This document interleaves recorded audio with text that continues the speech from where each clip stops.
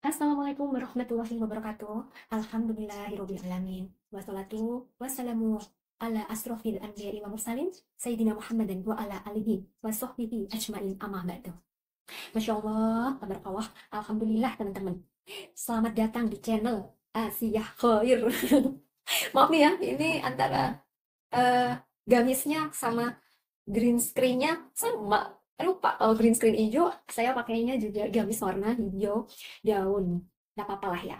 Jadi saya terpaksanya ya sudahlah, biarkan saja green screen-nya alami, nggak saya edit gitu. Karena kalau nanti saya edit, saya jadi hilang. Jadi lucu gitu, masa cuma muncul kepala doang sama bagian tangan ya, bagian tangan sama kerudung bagian sini doang. Ini hilang teman-teman. Insya Allah. Baiklah teman-teman, sebenarnya ngomong-ngomong, ini adalah video pertama yang saya upload di channel ini. Semoga apa yang saya niatkan karena Allah dan saya ingin ikut men-sharekan agama Islam, juga perjalanan spiritual saya, terus apa lagi ya, banyak hal yang akan nanti diobrolin, insya Allah nanti panjang umur ya, umur panjang gitu, dikasih kesempatan sama Allah buat berbagi banyak hal yang pengen saya bagi buat teman-teman tentunya, tentang apa ilmu-ilmu yang saya dapetin di pembelajaran agama Islam secara lebih jauh. Tapi sekali lagi saya mau disclaimer dulu bahwa saya itu bukan ustazah. Saya hanya manusia biasa yang masih dangkal ilmunya, tapi saya pengen berbagi lebih kepada pengalaman-pengalaman yang pernah saya alami gitu.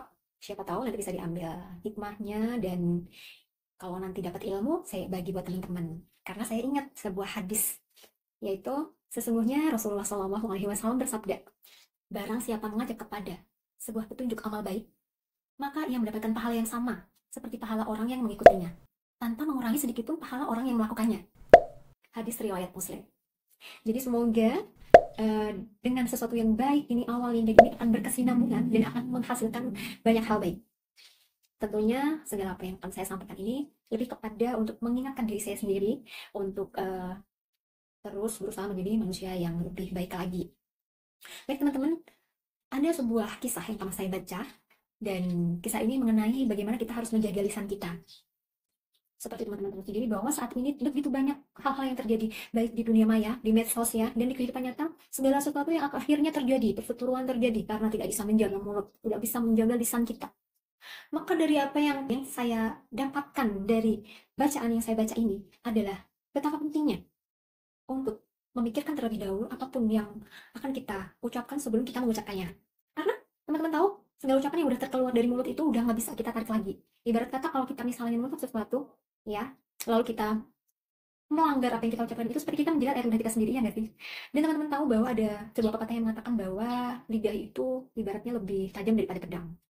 Kan teman-teman tahu pedang itu kalau tajamnya itu kayak apa, ngeri ya. Apalagi ini sampai samakan dengan lidah kita. Di mana lidah kita ini bisa menggores hati orang lain jika kita tidak bisa menjaga ucapan kita. Baik teman-teman, untuk mempersingkat waktu, ada salah satu kisah teladan dari Rasulullah SAW tentang perkara menjaga lisan itu sendiri. Dan ini dialami oleh Rasulullah sendiri. Jadi dikisahkan suatu hari Rasulullah ini sedang berkumpul bersama para sahabat beliau. Lalu tiba-tiba datanglah seorang wanita yang membawakannya buah jeruk, teman-teman. Tentu saja Rasulullah menerimanya dengan senyuman. Dan Rasul pun langsung menikmati semua buah jeruk itu tanpa menyisapkan sedikit pun. Maka ketika wanita tersebut telah pergi, salah seorang sahabat Rasul bertanya, mengapa beliau tidak menyisakan jeruk satu pun untuk sahabat-sahabatnya?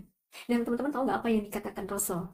Maka baginda Nabi Muhammad SAW itu menjawab, tahukah kamu bahwa sebenarnya buah jeruk itu rasanya amat masam? Jika kalian turut makan, saya ragu di antara kalian yang mengenyitkan dahi atau bahkan memarahi wanita tersebut. Jadi saya takut hatinya akan tersinggung. Sebab itulah saya habiskan semua buah jeruk itu agar kalian tidak merasakannya dan membenci si wanita tersebut. Begitulah kurang lebih jawaban Rasulullah SAW. Jadi teman-teman, sebenarnya wanita tersebut adalah utusan dari kaum Quraisy yang sangat membenci Rasulullah SAW. Jadi jeruk yang rasanya masam tadi itu emang sengaja dibawa teman-teman, ya, untuk diberikan kepada Rasulullah dan para sahabatnya, memperdayai mereka. Namun qadarullah rencananya gagal teman-teman, karena akhlak mulia dari Rasulullah SAW yang tetap terlihat meskipun beliau mendapatkan perlakuan buruk dari para kaum Quraisy tersebut. Teman-teman yang dirahmatin Allah, kisah tersebut mengajarkan kepada kita betapa pentingnya, lagi-lagi betapa pentingnya menjaga lisan. Dan kita juga diminta untuk menjaga perasaan orang lain. Walaupun bisa jadi orang tersebut memiliki niat jahat kepada kita, teman-teman. Sebab Allah itu tidak selalu mengirimkan orang baik untuk menolong kita, teman-teman. Kadang-kadang orang yang nyebelin gitu, nggak taunya dia malah justru menjadi penyelamat kita. Ya dengan apa? Kadang-kadang kita tuh diuji dengan orang-orang tersebut. Justru kita malah mendapatkan kebaikan. Karena kita sabar, kita tetap baik gitu sama orang tersebut yang udah punya niat jahat sama kita, bahkan kita tetap baik sama dia, ya kan? Itu kita malah dapat pahala dari hal tersebut. Padahal kan gak baik sebenarnya kan, dilakukan sesuatu yang jahat pada kita, ya kan?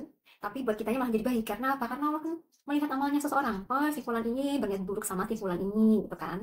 Dan justru yang dizolimi itu tuh karena dia sabar, justru Allah tambah pahala kepada orang yang dizolimi tersebut. Karena orang yang dizolimi itu tetap baik, gitu. Kadang baik menurut kita belum tentu baik menurut Allah, dan begitu pula sebaliknya. Untuk itu, jangan lupa terus bersyukur, teman-teman. Terhadap apapun, sekecil apapun hal-hal yang kita dapatkan, baik itu berupa nikmat maupun ujian. Di dalam suatu riwayat, Ali bin Abi Thalib radhiyallahu anhu juga berkata, lisan adalah penerjemah hati. Apa maksudnya, teman-teman ya? Jadi maksudnya adalah, teman-teman, lisan adalah penerjemah hati. Bila ucapan itu cenderung kepada sebuah keburukan, hendaknya seseorang yang beriman itu mampu untuk menahannya, untuk tidak diucapkan. Sebab yang udah terucap sekali lagi itu nggak mungkin ditarik lagi. Dan akan kita pertanggungjawabkan nanti di akhirat. Jadi nggak habis aja di dunia, berhenti di situ, enggak. Tapi kita akan mempertanggungjawabkan apa yang kita ucapkan ini juga nanti di akhirat. Paling bijak sih kalau menurut saya adalah kita lebih baik diem daripada kita nggak bisa bicara yang baik. Baiklah, semoga dari kisah yang baru saya sampaikan tadi bisa kita ambil hikmahnya, kita ambil pelajaran di situ, terus bermuhasabah diri, terutama untuk diri saya sendiri juga, bagaimana menjaga lisan, tetap jadi orang baik. Karena Allah itu menyukai orang-orang yang berbuat baik, teman-teman. Insya Allah, sampai berjumpa di kesempatan yang lain, di video-video yang lainnya. Mohon maaf bila ada salah kata. Wabillahi taufiq wal hidayah. Wassalamualaikum warahmatullahi wabarakatuh.